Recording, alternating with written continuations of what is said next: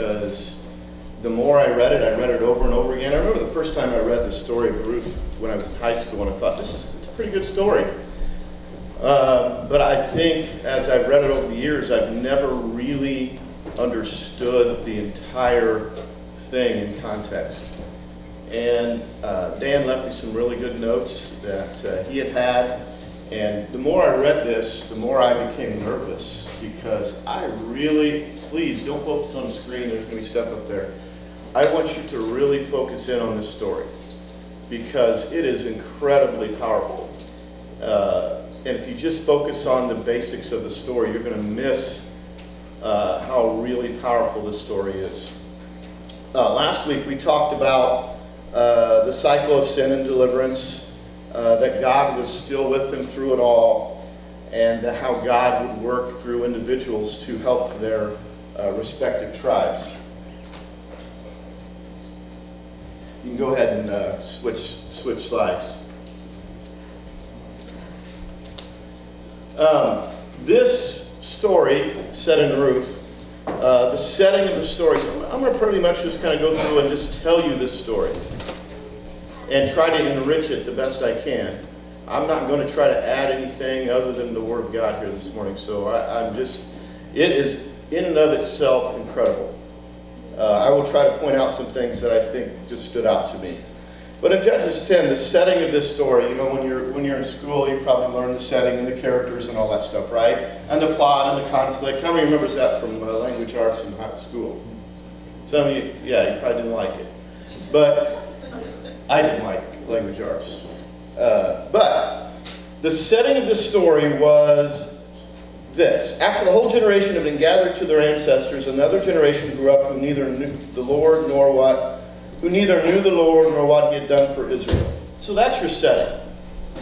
Okay? What we talked about this cycle last week, this is the setting of Ruth. This is where this is coming, the historical setting of it. I like that Ronnie mentioned curveballs. Right? Life throws us what? Curveballs all the time. Right? I used to think when I was young and dumb, when I was 22, I thought, if I could hit a curveball, I'd be playing in the major leagues. I really, because that was my weakness, and I thought, man, if I could just hit a curveball, I could have still been playing and made all this money. But life throws us more. I can't hit a curveball. Now I probably can't even hit a fastball. But anyway, it throws us unexpected things, right? I think of like Christmas morning. Have you ever been expecting something, maybe when you're a kid, and you're opening up the package, you're all excited, and you're like, underwear. Right? You thought you were getting something, and it wasn't what you expected. This, yesterday, was it yesterday? Yeah, it was yesterday. My wife she's going to run the 5K, and she taps me on the shoulder, wakes me up, I don't know, right before 7, and she says, and we had just spent all week getting this ready. We got a new pool liner and put it in, and Jameson and Natalie got to swim in it the whole day and everything, and we're all ready. So she taps me, she says, hey, that liner just slipped out of the track. I'm like, what? Life throws you curveballs. So I go out, and there's 13,000 gallons of water in our yard. It's funny. I mean, I wasn't even mad. I really wasn't. I just laughed about it. I'm like, well, whatever. I guess we'll just have to pump the rest of it out and wait for it to dry and put it back on, right? I mean, what can you do? But sometimes these things are way worse. Sometimes these curveballs are way worse than a curveball. That's the setting of this story. You see, there's this guy named Elimelech, okay? And there's a famine, a bad famine in the land. Go ahead and switch slides. And he had a choice to make. He could move to a foreign country where they didn't know God and live there, or stay in the land that God had promised to take care of him. But he makes a bad, tragic decision as the head of his home.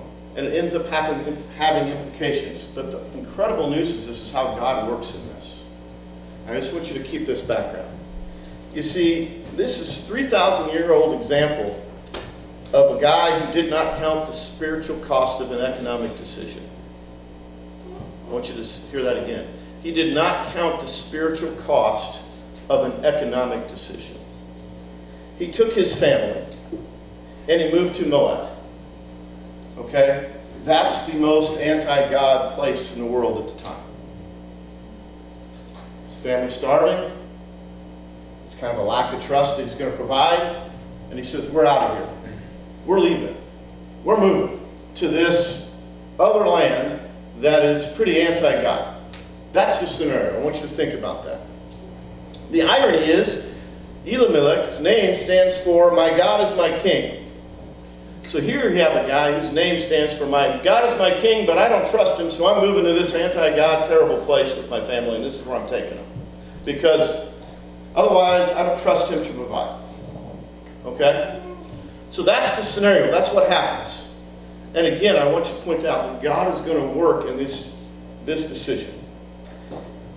Here's the real superstars of the story, though. You have this wife's name was Naomi. Her name means pleasant, sweet. Okay?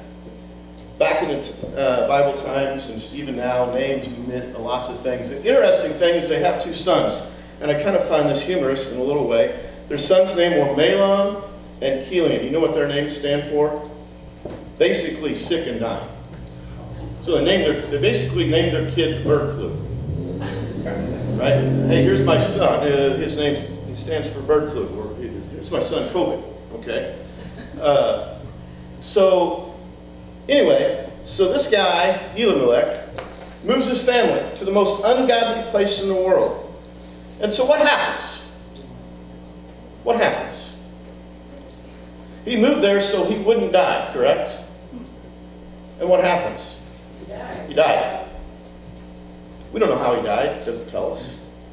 But his plan didn't work out. Not trusting God didn't work out. What happens? He moved there so his sons wouldn't die. What happened? His sons died. This is as bleak and as dark as it gets. Right? Can it get much worse for that family? They think they're going to starve to death. The patriarchal family moves to this ungodly country.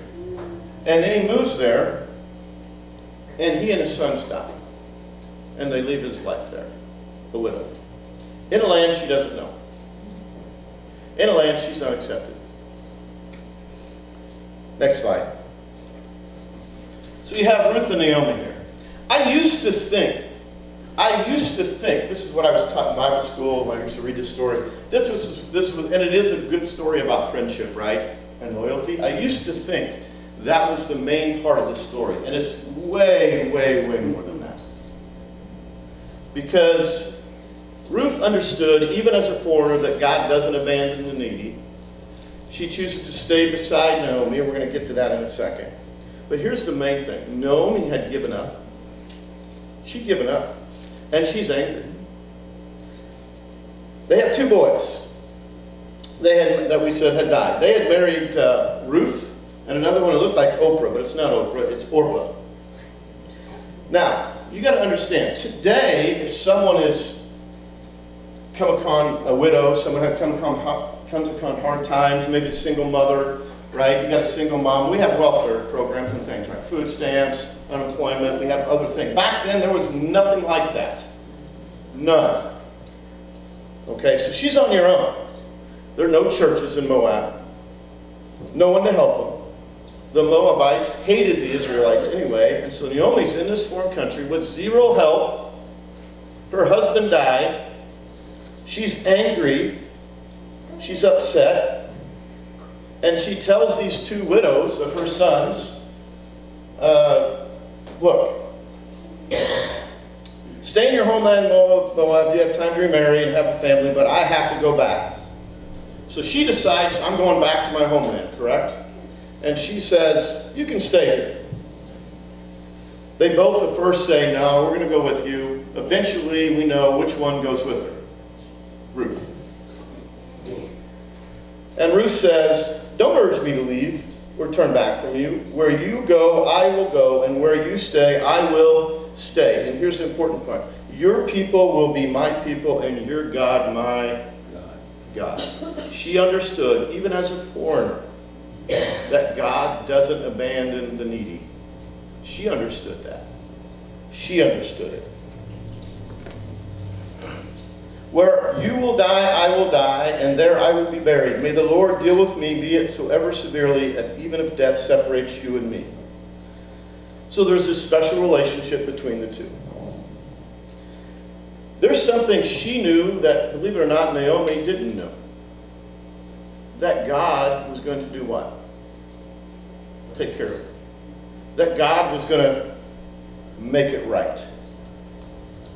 So, they go back to her hometown of Bethlehem.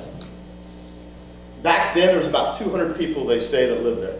And when they get there, people are like, whoa, there's Naomi. They begin to talk. They remember her. It's 200 town of 200 people. You would remember if someone moves back, right? And so they're like, oh, there she is. And then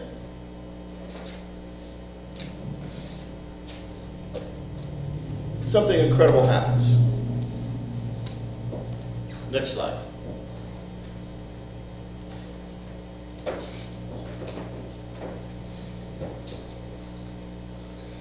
Naomi understands that this becomes a story about, or Ruth understands this becomes a story about not their loss.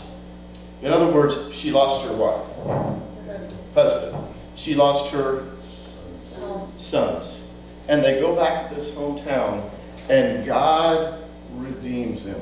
There were 3 songs this morning that had the word what? Redeem it. Redeem it. And so this became really a story about redemption. You see, Naomi is upset. She is angry with her God. For good reason.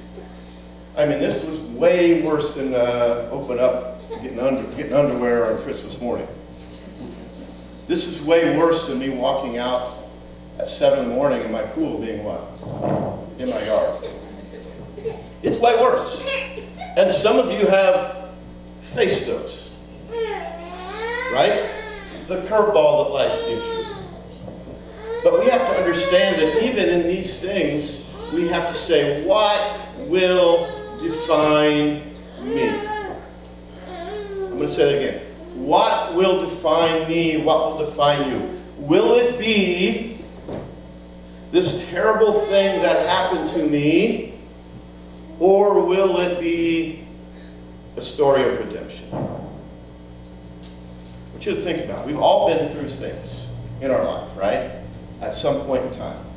How will that define us? How will that define you? Think of a time in your life where, man, it was tough. Maybe it's now.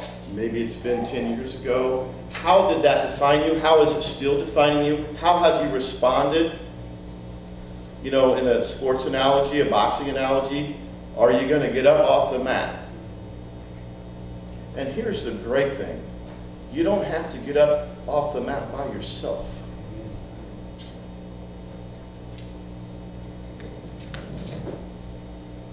Next slide. See, there's this word called providence, which literally means God's care or guidance or directing. And here's the, I've never really thought about this. Do you really believe that God is really, that's part of your little insert. Do you really believe that God is really providential? Or do you believe in coincidence? Let's say that again. Do you believe that God is providential? Or do you believe in coincidence? Did Ruth marry into Naomi's family? Was that a coincidence? Have you ever had something happen in your life? I know Pastor David has shared on many occasions, where you're like, man, that is way too strange to have been a coincidence. That had to be God. We just heard a story this morning about, we thought we had a heart issue, right? And all of a sudden, what? It's not there. Is that a coincidence? And we had the prayer chain and all. Is that a coincidence? When you hear this stuff happen over and over and over and over again,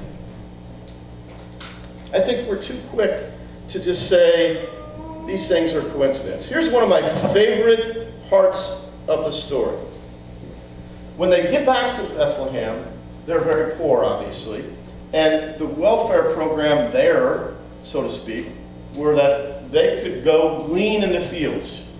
You know what that means? They go behind the harvest and pick up what was ever left over. And they allowed the widows and the poor people, they were allowed to do this. So that's what she was doing. She was gleaning in the field, Ruth was. And the Bible says, as it so happens, I love that wording. As it so happens, it happened to be the field of this guy named Boaz. As it so happens. Okay. She's gleaning in this field, and so this Boaz guy starts treating her incredibly well. Gives her extras. Treats her incredibly well. It's almost like a movie. Okay. And as the story goes, then this is what I thought was really crazy in the story, but it's really not as crazy. I couldn't get past this until I really put it in context. There's a story eventually where Naomi goes to Ruth and says, oh, you've been gleaning in this Boaz guy's field for a while, and he's been really nice to you. You ought to make some moves on him, basically. Right? That's what she does. Hey, he would make a good husband.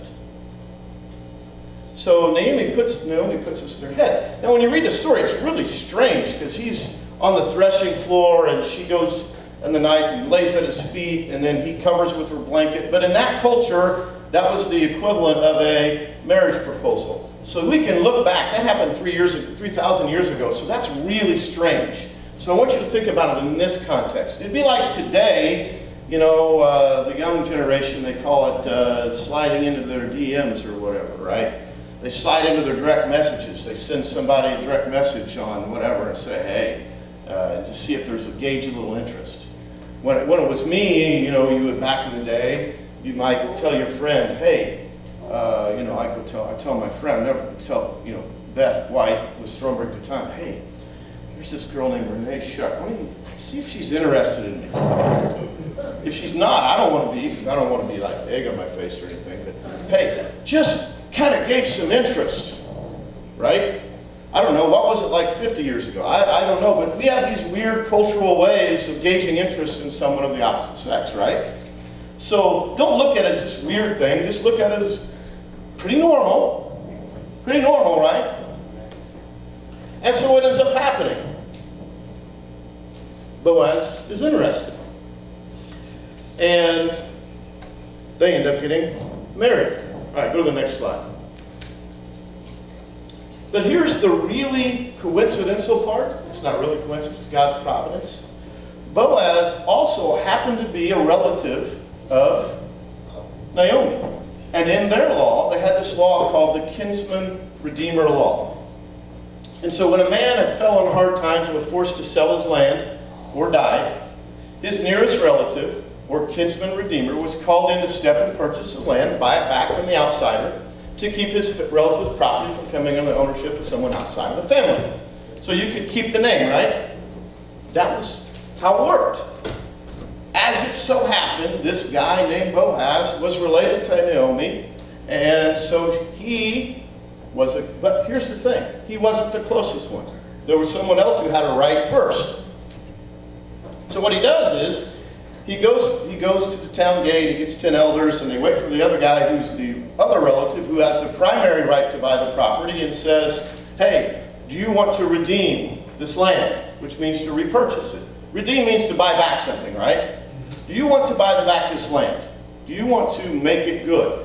And the guy says, yeah, I'll buy it. He says, okay, but you have to take, part of the deal is, and this may sound strange in our culture, but back then that's how it worked, you've got to take Ruth as your wife.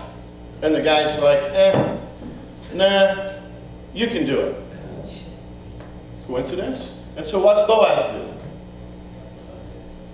He buys the land and takes Ruth as his wife. He says, I will be the Redeemer. I will be the Redeemer. Now, here's the cool thing. They end up having a son. They name it, is this coincidence? They end up having a son named Obed. And does anybody know the genealogy here? Ruth's great-grandson was King David. And from King David came the genealogy of Jesus Christ. Is that a coincidence? I want you to think about God's providence. It starts with a guy who makes a bad decision, moves his family to an ungodly land. All this terrible stuff happens to them. And what ends up happening out of it? The genealogy of Christ is established. God is providential. He guides and directs all the time. There's this huge plan that God has. I mean, I always thought sometimes if we really knew the end, but we do. We know the end, but we still get worked up about all the stuff going on right now. But if we could really, really, truly, faithfully believe the end, all this little curveball stuff would not bother us as much, I don't think. All right, last slide. You see, Boaz redeemed Ruth because he was the right kind of kinsman. What do you mean by that? He was related. He was from the right family to do this, and because he loved her. Here's the interesting thing. Jesus redeemed us because he was the right kind of what? Kinsman, the Son of God. And because he loves us. And the interesting thing is, he also came from the right kind of family. The whole genealogy thing. It's all related. Is that a coincidence? Is that a coincidence? Galatians 4:4-7. God sent his Son to redeem.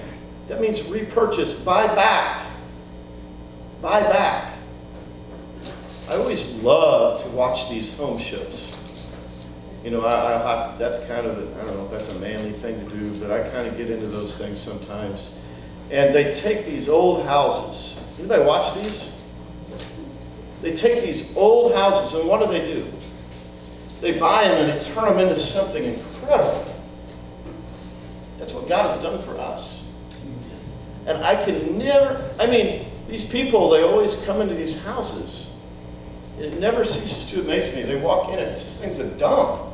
And there's someone else there, whoever the show's, and they got this incredible gift to see what? What it can be, not what it is. And I always wish I had that ability.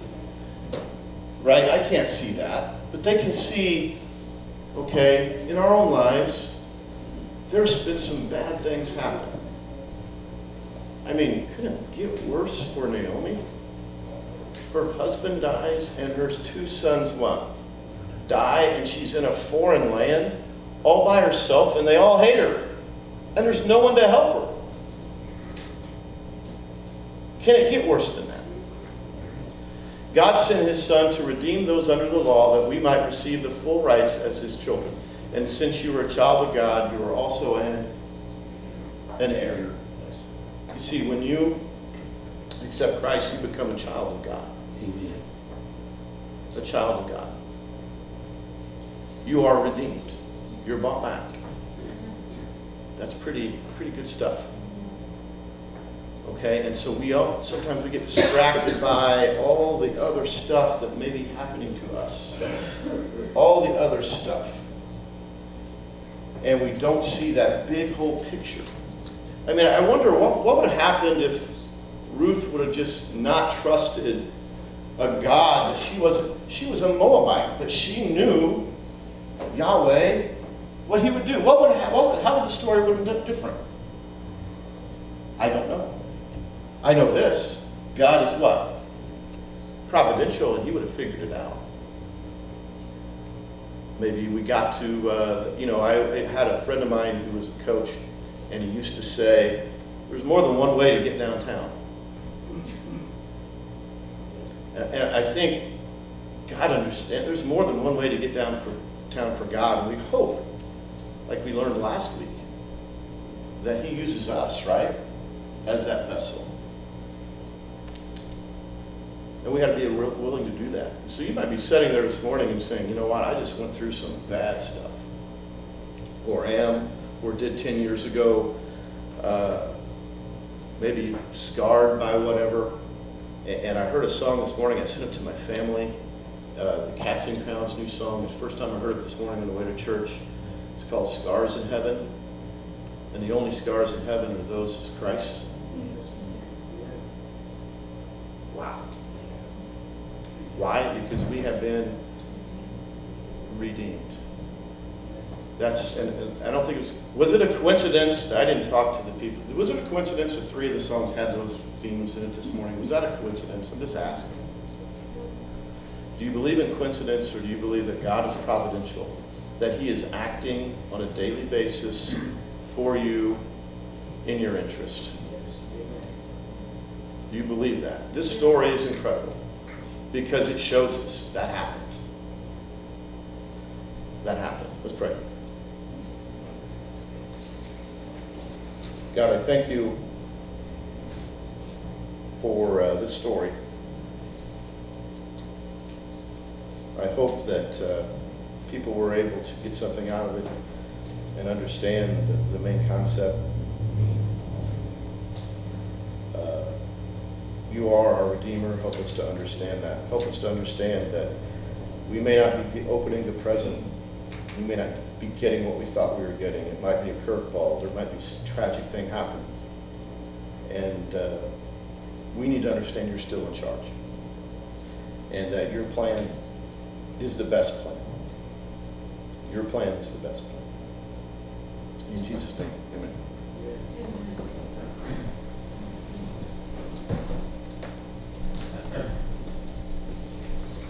It says dismissal, Pastor David. Listen, just